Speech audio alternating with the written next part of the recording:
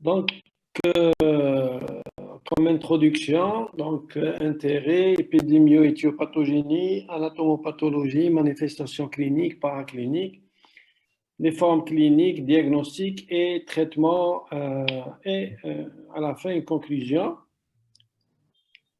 Il faut savoir que la tuberculose digestive est la localisation de bacilles mycobacterium humain et rarement le mycobacterium bovis. Et le mycobacterium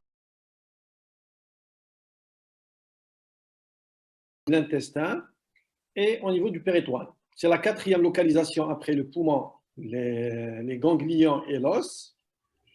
Et ça reste comme les autres localisations de la tuberculose en Algérie, ça reste un problème de santé publique. La localisation péritoniale, donc c'est la localisation la plus fréquente.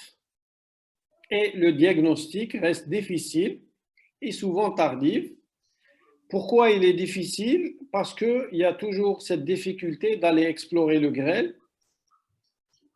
Et des fois, on a recours à des gestes qui sont invasifs. Soit on fait la parostomie, la paroscopie, ça c'est pour la tuberculose péritoniale, ou bien des fois on propose le patient une laparotomie exploratrice. Donc le diagnostic de certitude, donc c'est la mise en évidence du follicule de Kauster dans la culture. Le traitement médical, il repose, comme toutes les autres localisations, sur une chimiothérapie antituberculeuse. Donc, les corticoïdes pour la partie de la tuberculose péritonienne est discutée. Hein? Donc, ce n'est pas tout le monde qui est d'accord. Pourquoi on met les corticoïdes? Pour éviter que les deux feuilles viscérales et pariétales, donc pour éviter qu'ils se collent l'une à l'autre. Donc, mais ça n'a pas fait. Bon, pourquoi les gens lèvent la main? Est-ce que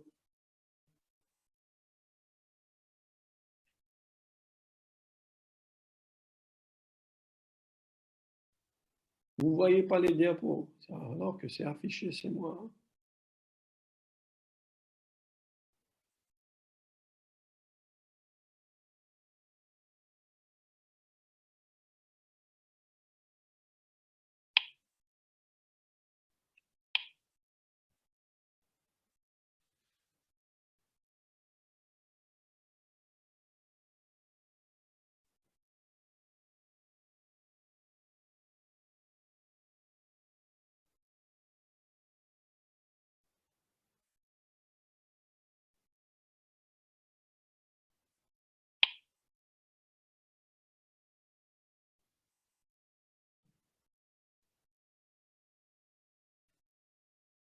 Est-ce que vous voyez maintenant les diapos?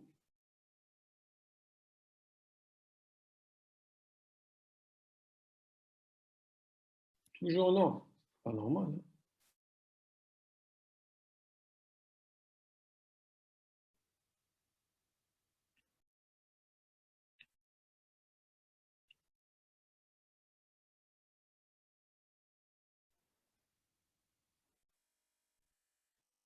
Attendez, j'arrête de partager.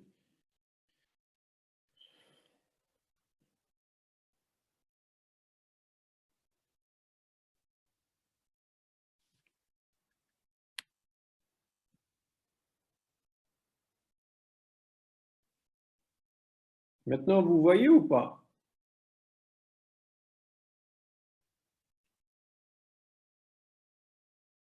C'est bon, d'accord, j'ai compris. Donc, je reprends.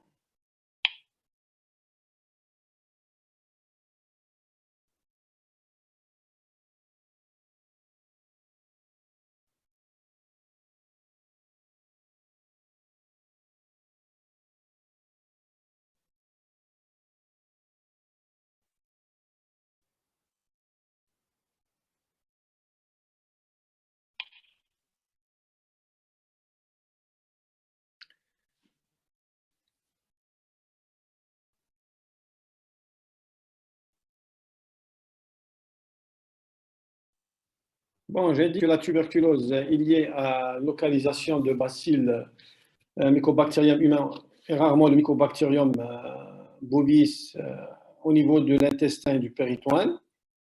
C'est la quatrième localisation après la localisation pulmonaire, ganglionnaire et au niveau de l'os. Et la tuberculose, comme toutes les autres localisations, pose un problème de santé publique. Donc la localisation qui est retrouvée en matière de tuberculose digestive, c'est la localisation péritonéale. Le diagnostic reste difficile à cause de la difficulté à aller explorer le grêle. Et même pour aller explorer le péritoine, donc on a tendance à faire une laparoscopie ou bien proposer le patient une laparotomie exploratrice. Diagnostic de certitude, c'est la mise en évidence du follicule de Koster. Le traitement repose sur une chimiothérapie antituberculose selon le protocole national. Donc, on a un protocole national pour la tuberculose. Et les corticoïdes, j'ai déjà dit que ça reste controversé. On le donne généralement quand il y a une atteinte, quand on a une tuberculose péritonéale, donc on donne les corticoïdes, mais ce n'est pas tout le monde qui est d'accord sur ça. Donc, pour éviter la symphyse entre les deux feuillets viscérales et pariétales. Et la chirurgie, elle est réservée aux complications. Donc, on n'opère pas sauf s'il y a une complication. Donc, un mot sur l'épidémiologie. Donc, c'est un problème de santé publique. C'est une pathologie qui est fréquente. Le tiers de la population mondiale est touché par cette pathologie. 2 millions de décès par an dans le monde et le sexe ratio est égal à 1. Donc, c'est une tuberculose qui peut toucher tous les âges, mais il y a un pic de fréquence entre 20 et 40 ans. Donc, elle est favorisée par un milieu défavorisé, la dénutrition et les immunodéprimés dans les pays développés. Donc, on ne parle plus de tuberculose dans les pays développés, sauf chez les gens qui ont une immunodépression. L'éthiopathogénie, donc là, Mycobacterium tuberculosis, c'est le principal espèce responsable de la tuberculose chez l'homme. Rarement, vous avez le Mycobacterium bovis ou avium. Il a été isolé par Robert Koch en 1882. Bon, les caractéristiques de cette bactérie, on va retenir, bon, c'est un bacille qui est mobile, mais ce qui le caractérise généralement, c'est un bacille acido-alcoolo-résistant. On appelle ça un... Donc, la mise en évidence par coloration de Nielsen et une mise en culture au milieu de Lofstein-Jensen entre 4 et 6 semaines. Donc, c'est pour ça que des fois, on est obligé d'attendre 4 à 6 semaines pour avoir le diagnostic et par la suite proposer un traitement à votre patient. Donc, c'est une période qui est longue. Donc, voilà l'aspect sous macroscope. Donc, c'est ça, c'est cet aspect. Donc, c'est pour ça qu'on appelle, il est acido-alcoolo-résistant. Je pense que vous avez fait ça en 3e année. Le mode de contamination, donc vous avez deux formes, deux modes de contamination. Pour la forme primitive, donc c'est la contamination par un béca humain, donc grâce par un aliment souillé, lait maternel chez le nourrisson, ou bien pour le béca bovin, c'est le lait non pasteurisé. Les formes secondaires, donc soit par voie digestive à partir d'une tuberculose pulmonaire cavitaire, donc il va avaler sa salive, qui va ramener avec elle des BK, par voie hématogène, donc en cas de miliaire tuberculeuse, ou bien par rupture d'un ganglion mésentérique infecté. Donc il y a un ganglion qui est infecté, donc il va se rendre dans le péritoine, il va contaminer votre péritoine. Ou bien par voie lymphatique, en cas de tuberculose ganglionnaire, à partir aussi des lésions génitales. Donc on peut avoir une contamination intestinale ou péritoniale par contiguïté. Maintenant, pour les formes, pardon,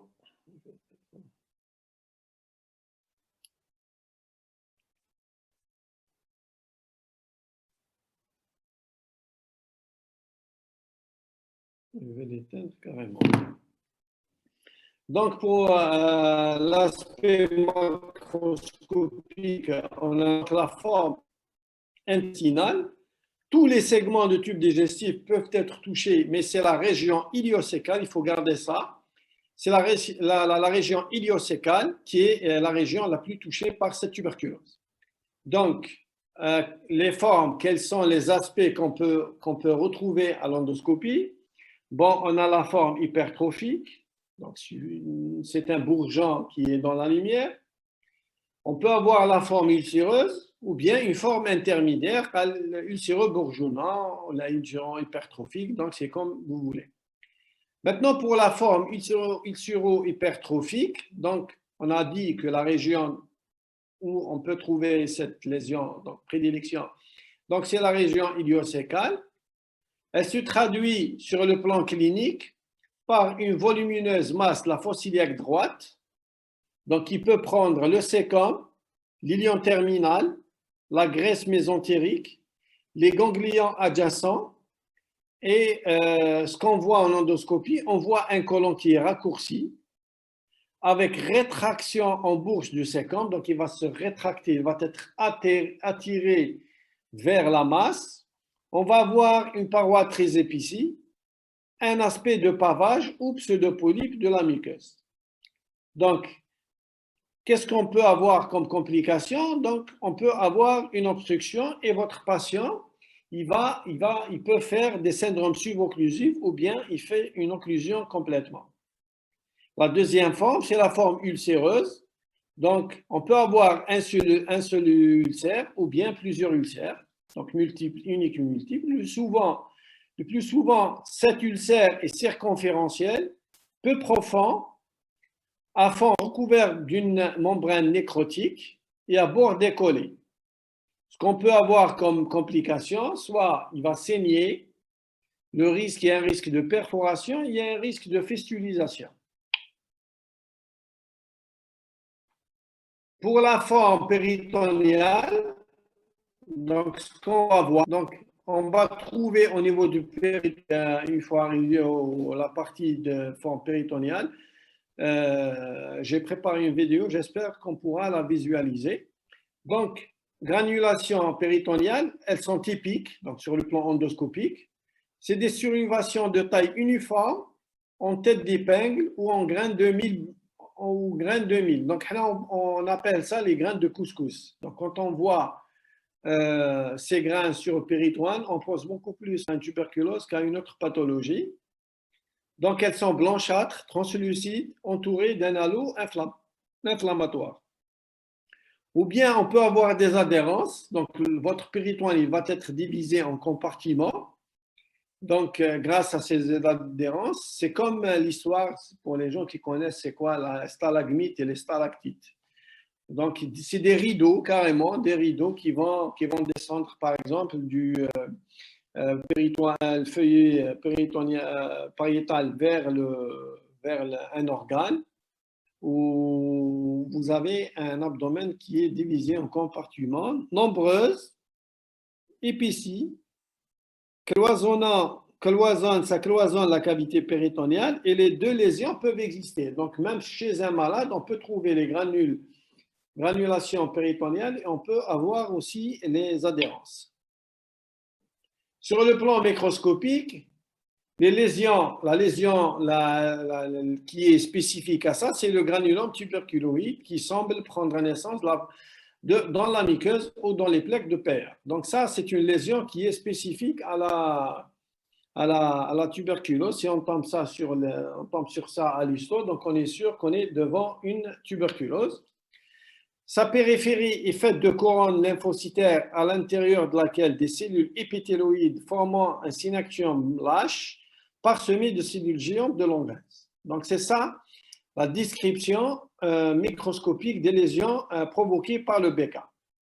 La nécrose caseilleuse se produit au centre du granulome, de valeur diagnostique très importante, mais elle n'est ni constante ni spécifique. Donc quand on la trouve, donc on peut évoquer le diagnostic, mais finalement elle n'est pas trouvée, on ne la retrouve pas souvent et elle n'est pas vraiment spécifique à la tuberculose. Au fil du temps, la fibrose apparaît qui puis s'étend vers la sous-muqueuse. Elle touchera aussi la musculeuse du tube digestif sur les deux feuillets de péritoine à l'origine de sténose, de cloison et de forme fibroadhésive péritoniale. Donc voilà l'aspect endoscopique. Maintenant, on va parler un peu de clinique. Donc, sur l'étude anatomoclinique, donc on a parlé de la localisation la plus fréquente, donc tuberculose intestinale. Donc, entre les deux, c'est la tuberculose péritoniale. Mais au niveau de l'intestin, c'est la localisation iléosécale. La localisation, il y a certaines localisations qui sont rares, mais ça existe, hein, au niveau de l'œsophage, au niveau du côlon, de l'estomac, ou bien une tuberculose anopérinéale. Donc, on va prendre un type de description. Donc, on va prendre la tuberculose iléosécale, non compliquée surtout. Donc, à l'interrogatoire, vous allez chercher après une vaccination par le BCG.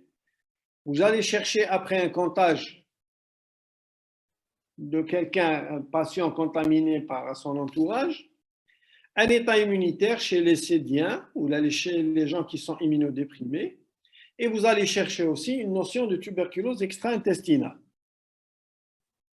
Pour les signes généraux, ce qu'on peut trouver en cas de tuberculose, donc un amaigrissement, une asthénie, une fièvre, et on peut avoir aussi des sueurs nocturnes. Donc c'est très important de chercher les signes généraux chez les patients.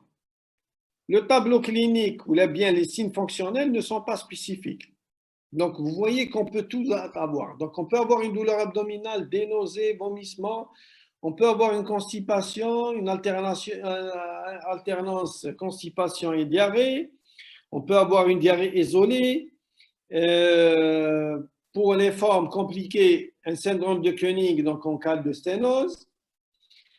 On peut avoir des extra-digestifs, donc à savoir une toux persistante, donc quand il y a une association avec une autre atteinte d'un autre appareil, donc hématurie, douleur osseuse. Mais il faut savoir une chose, que votre examen physique est négatif dans 2/3 des cas.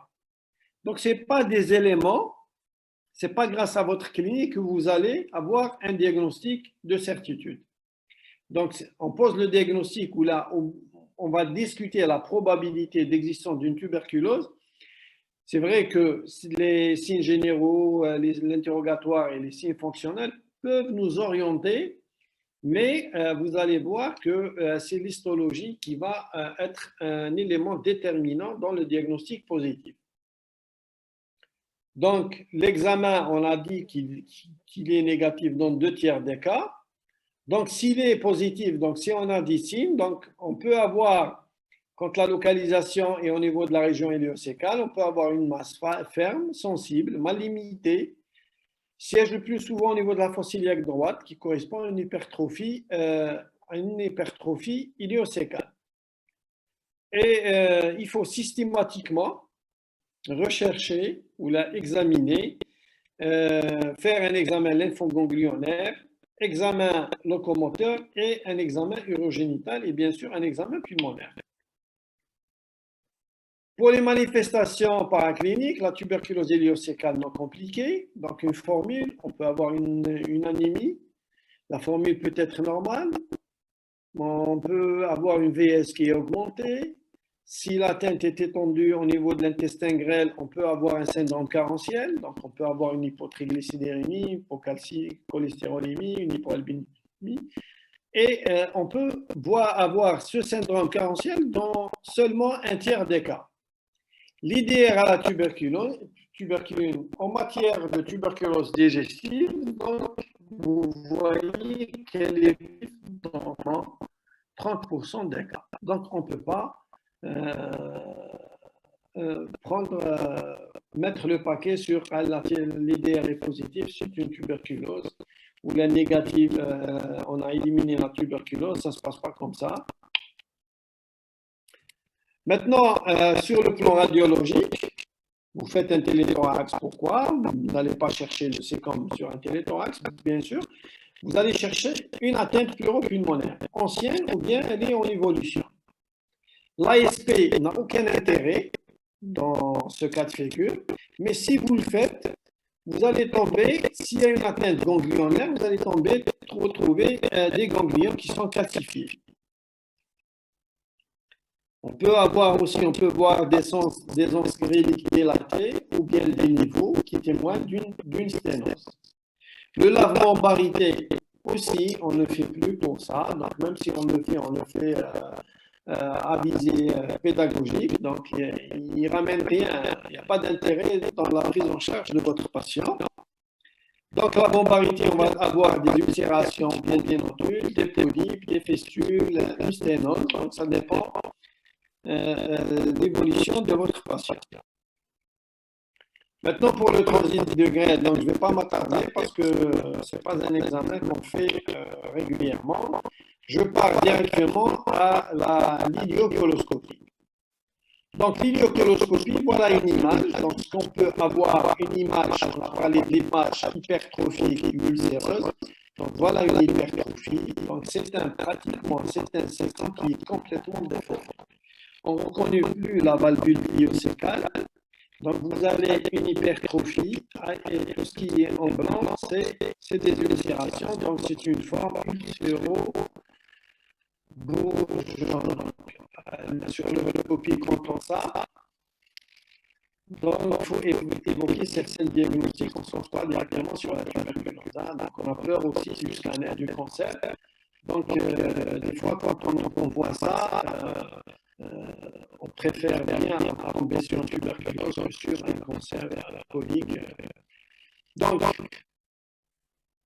il faut faire des biopsies. Donc, les biopsies en cas de tuberculose, on fait des biopsies pour la bactério et on fait des biopsies pour les cystes. La seule différence entre les deux, c'est que pour la bactério, on va mettre les fragments. On va les mettre dans un sérum physiologique, un sérum salin. Contrairement à l'histologie, on met des formants, de points, ce que vous avez sur le chemin. La fibroscopie, donc on l'a fait à la recherche de formes.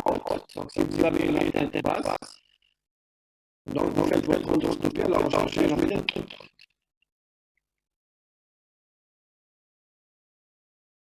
La recherche de PK, donc on cherche la mise en évidence du ganglion épithélial et gigantocellulaire.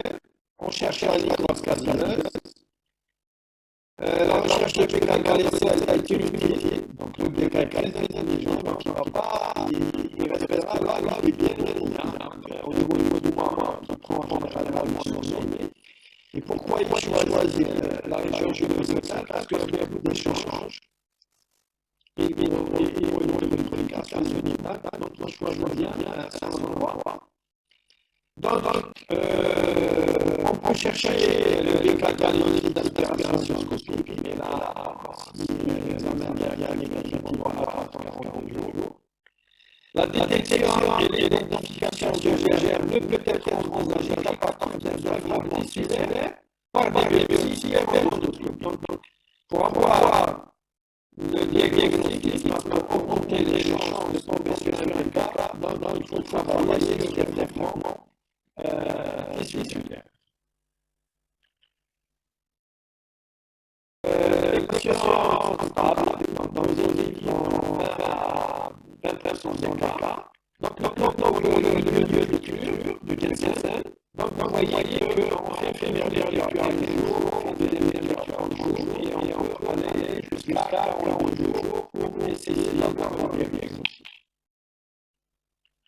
On a d'autres techniques pour avoir chez le gars, la PCR.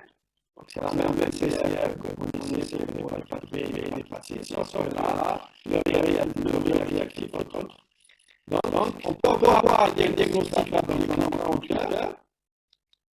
La sensibilité et la spécificité est acceptable, mais le problème peut avoir des défauts négatifs et des défauts positifs et sur les techniques qui cherchent aussi.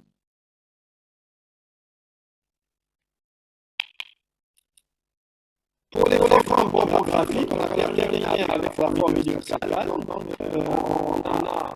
d'autres formes, la forme de la tuberculose colique en dehors de la région universelle. Donc, ça peut se manifester par la diarrhée, par le moment. Donc, il faut aussi aller faire une coloscopie. Ici, des lésions, il faut faire des biopsies. Quand il y a une atteinte virale, donc on peut avoir un syndrome de malabsorption. On peut faire un tendinite virale dans la hypoxémication et si on trouve des lésions suspectes dirigées par la suite, on va faire une approbabilité exploratrice pour faire des biopsies et essayer de raisonner le BPK. Vous avez aussi la tuberculose du DNA, donc c'est des localisations qui sont rares. Donc, on peut avoir des douleurs ulcéreuses, on peut avoir des diarrhées, des hémorragies, et l'aspect anatomique qui est non spécifique. Et les biopsies sont souvent négatives. Vous voyez la difficulté pour poser le diagnostic. On a aussi la tuberculose appendiculaire, la tuberculose rectale. On a eu déjà un malade qui a eu une tuberculose rectale. Et le pauvre, on n'a pas pu isoler le germe, on a éliminé un cancer, parce que c'était un beau genre. Donc, l'anapathie radiologique était catégorique, donc il n'y avait pas de tuberculose rectale, de cancer rectal au niveau du rectum. Mais par la suite, c'était trop tard pour lui. Le diagnostic a été fait tardivement, donc il est décédé suite à une hémorragie cataclysmique. Donc, la tuberculose a continué à ronger les tissus jusqu'à où elle a atteint un vaisseau, donc il est décédé suite à une hémorragie cataclysmique. Donc, on a aussi les tuberculoses anopérinéales, donc c'est des ulcérations, vous voyez, donc on peut avoir ça aussi, hein. C'est rare. Le problème, c'est que il faut y penser devant toute suppuration anopérinéale récidivante et résistante. Donc, les gens qui font de la procto connaissent tout ça, donc généralement, quand on traite et ça revient, on fait des prélèvements afin d'éliminer une tuberculose. Vous avez les formes aussi œsophagiennes, donc tuberculose œsophagienne, donc physiopathologie par rupture d'adénopathie médiastinale. Donc, à l'endoscopie, on peut avoir des lésions ulcéreuses sous forme d'ulcère ou là sous forme de bourgeon. Et le risque, c'est quoi? C'est les fistules oesotrachiales.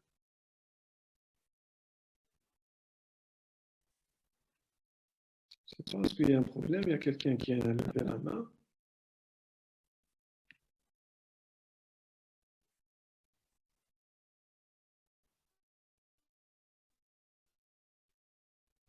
Vous ne voyez toujours pas les diapos, mais c'est pas possible. Est-ce que vous voyez les diapos?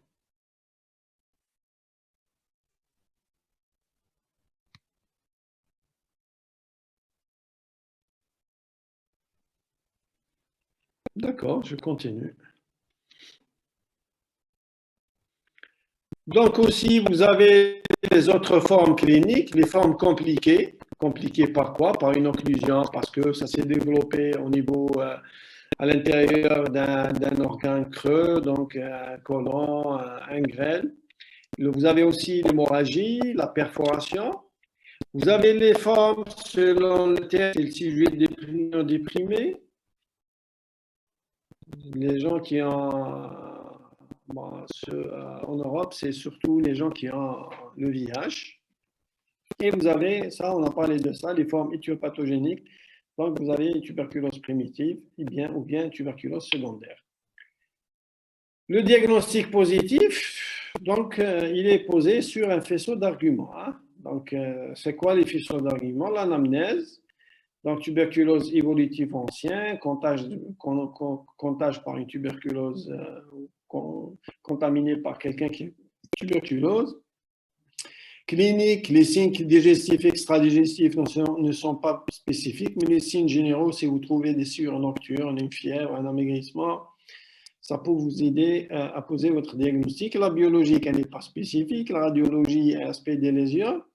Et pour confirmer, il faut faire une endoscopie, faire des biopsies, envoyer en histo, en bactériaux, et on peut réaliser une... Si tous ces examens sont positifs, à ce moment-là, il faut prendre le patient à une laparotomie exploratrice. En l'absence de preuves formelles de diagnostic et dans les pays à forte prévalence comme l'Algérie, un test thérapeutique aux antituberculeux peut être envisagé. Donc, si on n'a pas d'éléments palpables pour le diagnostic, donc on fait une laparotomie, il n'y a pas les biopsies sont négatives, et vous avez une lésion qui évolue. Ce que vous pouvez faire, c'est de proposer un traitement de 1 mois à votre patient et vous allez le suivre. Comment on surveille un malade qui a une tuberculose? C'est grâce au poids, une amélioration de l'état général. Donc, c'est ça. Donc, on peut tenter, malgré que les pneumologues sont contre cette attitude, parce que pour eux, on va mettre un traitement antituberculeux qui peut être à l'origine de bactéries résistantes au traitement antituberculeux. Donc, eux, ils ont comment on dit, leur raison et nous, on a nos raisons. Donc, quels sont les diagnostics différentiels de cette tuberculose idiocécale? Premier diagnostic à évoquer, c'est la maladie de Crohn. On peut avoir le même tableau clinique, on peut avoir le même aspect endoscopique, mais c'est l'histologie qui va faire la différence entre les deux. Un cancer colique. Donc, ce qu'il faut retenir, c'est devant un aspect endoscopique, comme l'image qui vous a été, que je vous ai montré. Donc, il faut éliminer surtout la maladie de Crohn et un cancer colique. Les autres causes, les lymphomes, amyome, colite ischémique, ça c'est en fonction du contexte. Hein, donc, vous allez poser des questions, mais c'est les deux diagnostics qu'il faut redouter. Donc, on a peur de mettre un traitement antituberculeux sur une maladie de Crohn qui va continuer à évoluer par son propre compte, ou bien mettre un traitement antituberculeux chez quelqu'un qui a un cancer du côlon. Donc, il faut être sûr du diagnostic pour mettre le traitement qu'il faut. La deuxième partie, c'est la tuberculose péritonienne. Donc, vous avez pratiquement les mêmes signes, hein, les mêmes signes cliniques. Donc, l'interrogatoire, la même chose, les signes généraux, la même chose, et même les signes fonctionnels, c'est pratiquement la même chose. Donc, il n'y a pas de spécificité par rapport à ça. Donc, voilà, vous êtes en consultation, il y a quelqu'un qui vient vous voir, donc il a un abdomen distendu. On a déjà parlé de l'acide, donc premier geste à faire une ponction. La ponction, on fait une ponction exploratrice, on ne fait pas de ponction évacuatrice. Donc, c'est une acide, donc on a l'origine hépatique cardiaque et rénale, c'est une acide exsudatif, donc on a l'origine tuberculose ou bien carcinose péritonéale. Donc, sur les signes physiques, une installation progressive, les douleurs sont vagues, augmentation du volume d'abdomen, une motilité abdominale isolée, troubles de transit, on peut les retrouver et on peut avoir une association avec un épanchement pleural. Les adénopathies périphériques peuvent être présentes. Donc, voilà les signes cliniques qu'on peut retrouver chez quelqu'un qui a une tuberculose péritonienne. Donc, l'acide, elle est retrouvée dans 35 à 100% des cas. Les douleurs abdominales dans 49 à 100% des cas. Une fièvre isolée, 52-62% des cas. On peut avoir une hépatomégalie, une splénomégalie, une constipation, une sensibilité abdominale. Les moyens diagnostiques, déjà, on a fait notre ponction, on est sûr qu'on est sur une acide exsudatif. Donc, qu'est-ce qu'il faut faire? Donc, bilan standard, analyse de l'acide, dosage de CA125, dosage de l'activité de l'adénosine des aminases dans le liquide, test immunologique, génétique moléculaire, exploration radiologique, les biopsies chirurgicales et les biopsies cutanées. Pour le bilan standard, on peut avoir une anémie normocytaire normochrome, thrombocytose, lymphocytose parfois. Si vous trouvez un liquide riche en lymphocytose, ça oriente beaucoup plus vers la tuberculose. et un VS qui est pratiquement toujours augmenté. Donc, la VS, elle n'est spécifique de rien. Donc, on peut la trouver parce que tu as une rage dedans. Donc, tu fais une VS, tu peux la trouver accélérée. Donc, ça ne te rapporte rien. Donc, pour la ponction d'acide, donc on va voir l'aspect macroscopique, la teneur en protéines, donc exudat ou transsudat, les cellules, cellularité, donc est-ce qu'il y a une prédominance de PN, de lymphocytose, l'étude cytologique, étude biochimique du liquide d'acide, étude microbiologique. Donc là, voilà ce que vous allez faire avec une acide. Généralement, le liquide est gencitrain dans 70 à 91% des cas. Parfois, il est trouble, chileux ou hématique. Hématique, généralement, il est traumatique. Quand on est sur la tuberculose, quand on trouve un liquide hématique, ça veut dire que notre ponction a été traumatique. Dans la tuberculose péritoniale, le liquide d'acide est exudatif de phase quasi constante. Souvent une teneur en protéines supérieure à 30 grammes. J'ouvre une parenthèse, même pour les acides d'origine hépatique. Donc, on a eu des malades, j'ai oublié le nombre, pas grand-chose, mais c'était des acides transsudatifs après ou exudatif, et quand on a cherché, donc on a trouvé du BK dans le liquide d'acide, donc c'est un foie de cirrhose en décompensation acétique qui a été contaminé par le BK. Donc, le diagnostic différentiel par rapport à cette teneur en protéines, c'est les carcinoses péritoniales, donc 3 croix, l'acide pancréatique des foies. La cellularité, donc prédominance des lymphocytes, donc dans 60% des cas. Donc vous voyez, il y a une méta-analyse pas très récente, donc sur 39 séries, ils ont trouvé une prédominance de lymphocytes à 68% des cas. La prédominance des PN est parfois retrouvée surtout en cas d'insuffisance rénale concomitante ou encore en cas de surinfection de liquide d'acide avec un autre germe banal. Donc, on a déjà parlé de germe.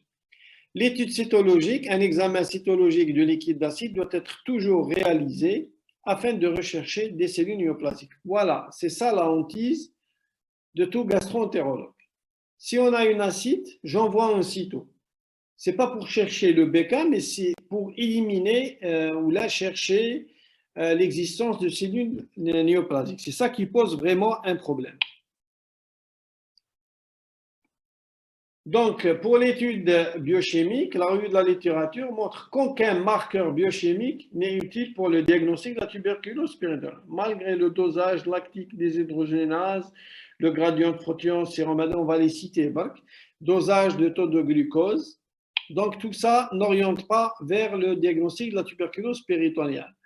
Sur l'examen microbiologique, l'examen microscopique, sur un simple frotté utilisé, la propriété tinctoriale spécifique de la paroi du mycobacterium qui est alcoolo-acido-résistant, donc on va chercher ça. Du fait du caractère possibacillaire, donc c'est une tuberculose possibacillaire. Donc, la tuberculose péritoniale, l'examen microscopique a une sensibilité de moins de 10%. Parce qu'il est possibacillaire, donc la sensibilité de cet examen est très minime. Qu'est-ce qu'il nous reste? Il nous reste une culture sur 1 million de ginseng, mais l'inconvénient majeur, c'est un délai de 45 jours, disons 42 jours. Un délai de 42 jours pour avoir le diagnostic.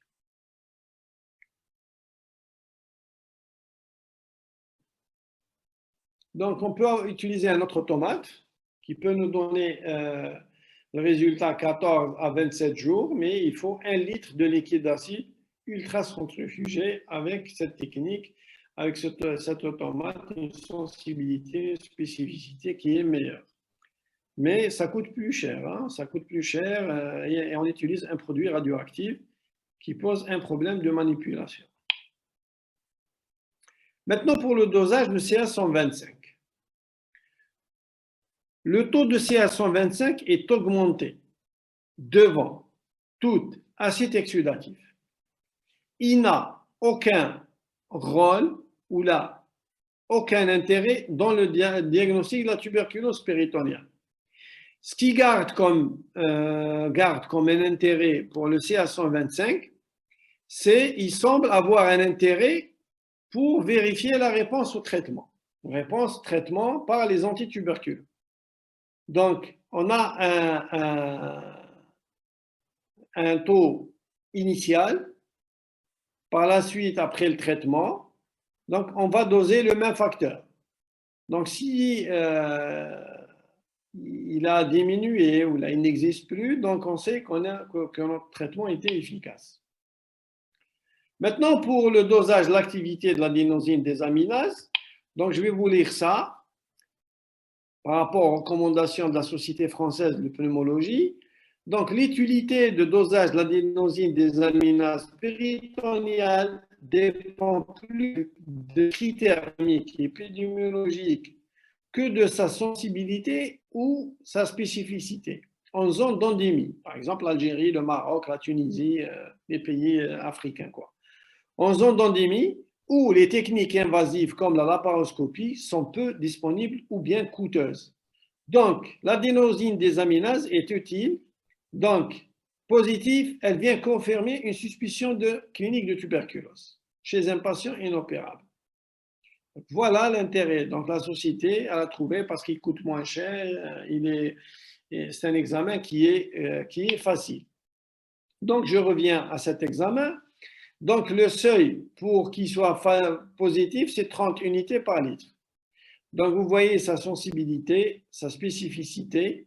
Donc, il ne coûte pas cher, reproductible, donc on peut le refaire. Est un test rapide et précis pour le diagnostic de la tuberculose.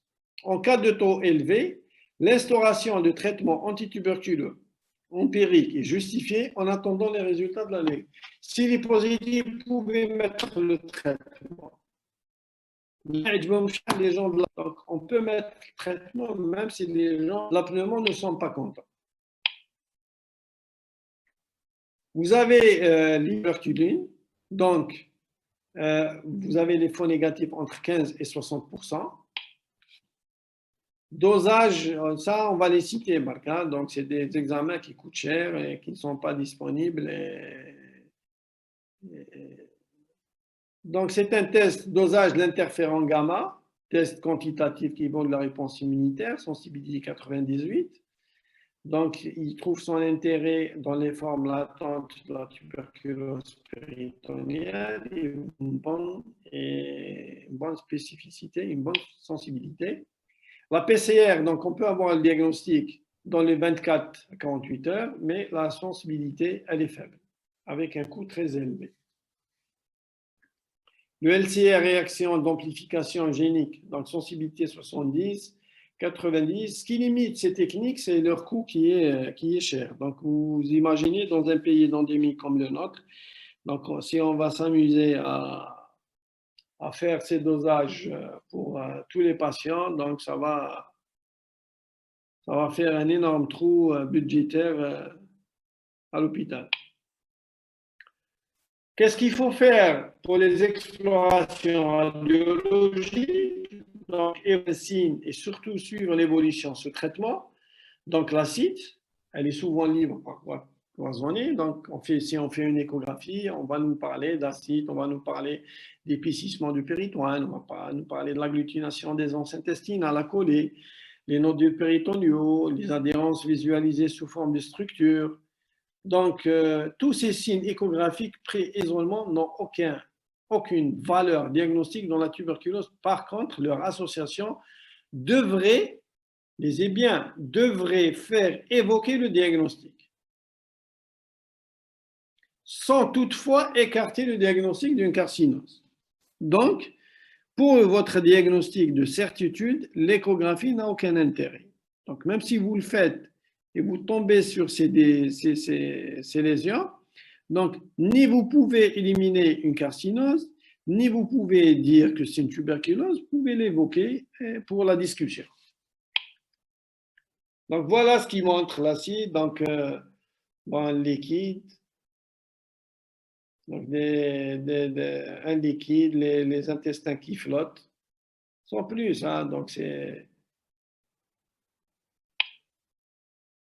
La tomodensitométrie, pourquoi on fait une tomodensitométrie? Le but, c'est d'aller chercher une tumeur primitive, hein, évoluer tel un cancer de l'ovaire ou bien un cancer digestif.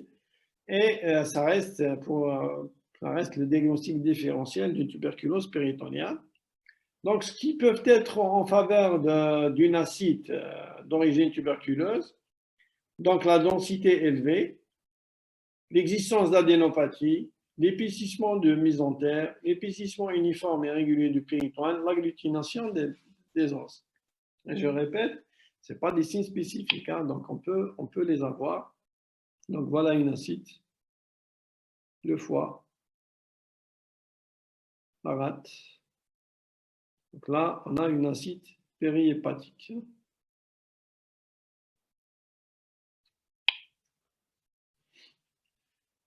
Les biopsies chirurgicales, donc, ultime recours permet de confirmer le diagnostic de la tuberculose, rapportant une preuve histologique. Donc, on fait la laparoscopie. Donc, on a déjà parlé des granulations péritoniales, on a parlé des formes adhésives, et on fait des biopsies à la recherche de granulons casifiés, on fait une coloration de Nielsen, on fait une culture sur 1 million de Jensen, et on fait une PCR. Donc voilà comment on fait une laparoscopie. Donc on crée un pneumopéritoine, on fait une petite incision. Donc là, c'est pour gonfler l'abdomen, on fait une petite incision. Là, on fait un deuxième trou pour faire passer le laparoscope dans le péritoine. Je vais vous montrer une vidéo, ce qu'on peut voir. Donc, une caméra, un écran. Voilà les granules de couscous, ce qui est en blanchâtre, les adhérences, ce qu'on peut voir comme adhérence. Voilà aussi les granulations blanchâtres. Donc, vous les voyez ici, sur le péritoine et sur les organes qui sont dans le péritoine. Pour les formes fibro-caséeuses, donc là où c'est fibrose, c'est les adhérences. Hein. Donc, adhérence, on ne fait pas de laparoscopie parce que les adhérences à deux, ils peuvent attraper, emprisonner une anse. Donc, quand on introduit le trocar, donc on peut perforer cette anse. Généralement, on préconise de faire une laparotomie. C'est mieux, c'est plus sûr pour votre patient. L'acide, elle est généralement cloisonnée. Larvée, là, on a les différentes formes cliniques, forme fibroadhésive, forme larvée où il n'y a pas d'acide, forme pseudo-chirurgicale, occlusion, les formes asymptomatiques et les formes pseudo-néoplasiques sujet âgé.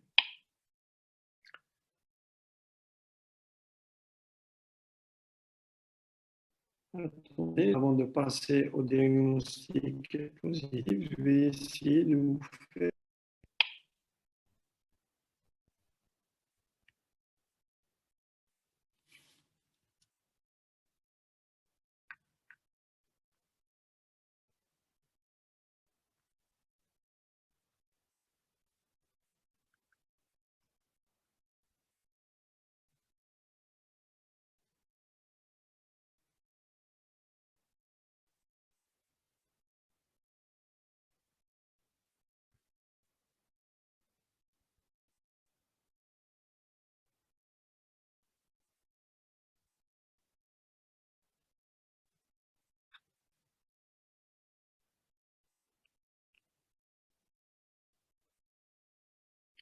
Ça, c'est une laparoscopie faite en immunoservice. Vous voyez les granules de couscous. Je ne sais pas ce que vous voyez mon écran ou pas. Est-ce que vous voyez la vidéo? Oui, très bien. Donc, le foie, donc derrière, il est là. Donc, on peut le voir après la paroscopie. On peut faire même des biopsies s'il y a des granules de granulation blanchâtre sur le foie. Donc, on peut faire des biopsies.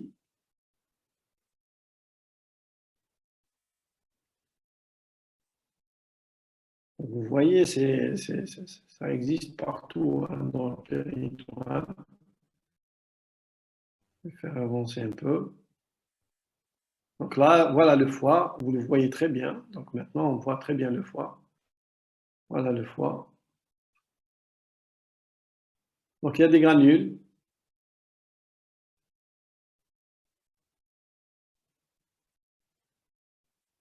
Une hypervascularisation du péritoine parce que c'est inflammé.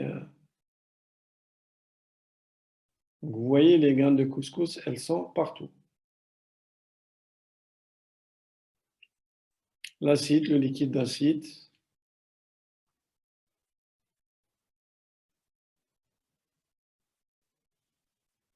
Là, il est en train d'aspirer. Je reviens un peu en arrière. Donc, on est en train d'aspirer un peu de liquide d'acide. Donc,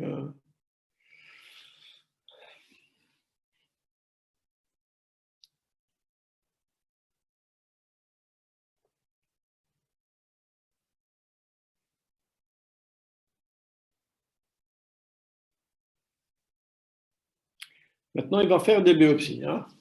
Vous voyez, voilà l'anse pour la biopsie. Et quand on fait des biopsies sur les feuillets, donc ça fait mal. Hein, donc c'est généralement on fait le geste sous sédation. Maintenant, il va essayer de prendre les granules qui sont en bordure du foie, le bulle d'air radie. Donc voilà.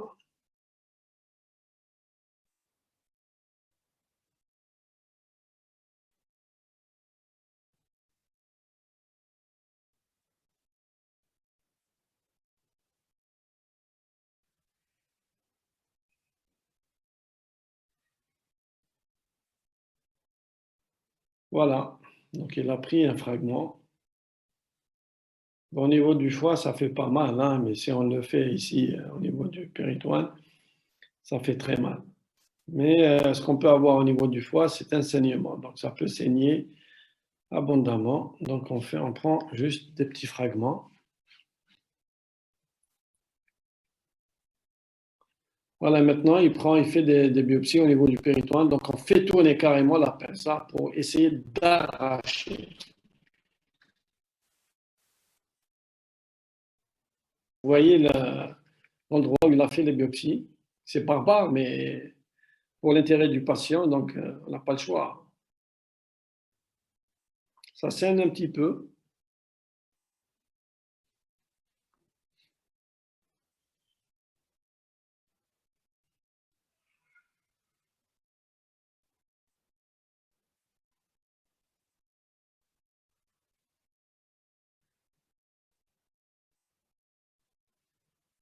Maintenant, il sort carrément. Donc, il a terminé son examen.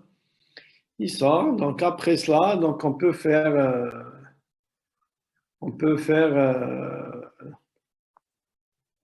un point donc, pour fermer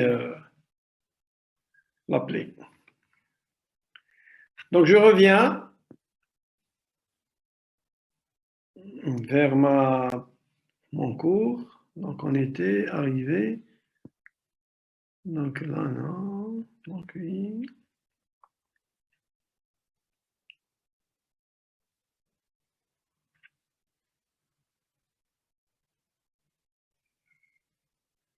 On parlait de ça. Je reviens vers le diagnostic positif. Donc aussi, le diagnostic positif est posé sur un faisceau d'arguments. Donc vous avez des arguments amnéstiques, cliniques, biologiques, échographiques, les biopsies, après la paroscopie, faire une PCR, la parotomie exploratrice dans les formes fibro-caséeuses ou fibro-adhésives, et on garde toujours notre test thérapeutique si on n'a pas d'éléments en rapport avec la tuberculose. Le diagnostic différentiel, c'est discuter toutes les acides, hein, donc devant une acide. Ah, vous avez la conduite, j'ai déjà envoyé, vous avez la conduite à tenir. Le traitement, vous avez le but du traitement, les moyens, le but c'est surtout stérilisation des lésions de BK, traitement des sténoses fibreuses cicatricielles, stérilisation des sources d'infection. Il faut un bilan préthérapeutique, la prise du poids, parce que je vous ai dit qu'on va surveiller l'efficacité du traitement par la prise du poids. Un bilan rénal et hépatique, parce que c'est des médicaments gastrotoxiques. Glucosurie, rechercher une glucosurie, une protéinurie. Rechercher une notion d'allergie.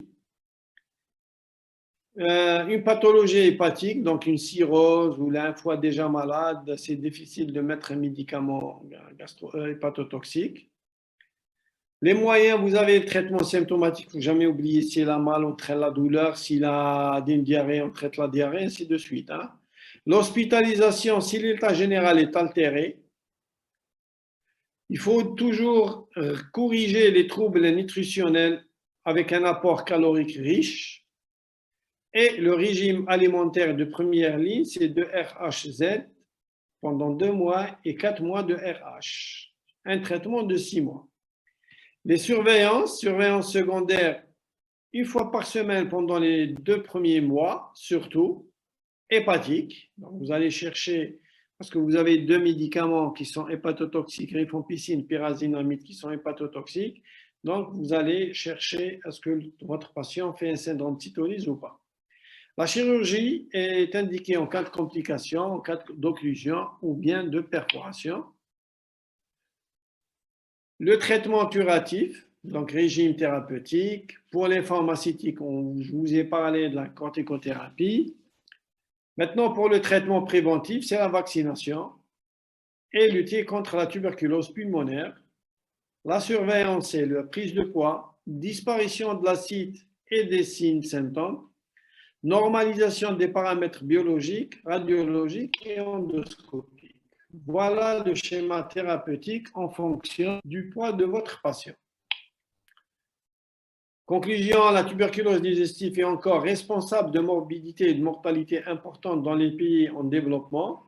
L'atteinte est dominée par la forme acétique. L'atteinte intestinale est représentée essentiellement par la localisation iléocécale dans sa forme pseudo-Crohn ou bien pseudo-chirurgicale. Son expression clinique est polymorphe. Son diagnostic est encore parfois difficile à réaliser. Le diagnostic repose sur l'endoscopie, coloïdioscopie, couplée à la biopsie. La biologie moléculaire ouvre de nouveaux apports diagnostiques, mais moins invasives, mais encore coûteuses. Et l'antibiothérapie, le traitement, le schéma antituberculeux est efficace sur les lésions anatomiques et les manifestations cliniques. Et j'ai terminé et vous avez terminé vos cours de gastro. Donc, c'était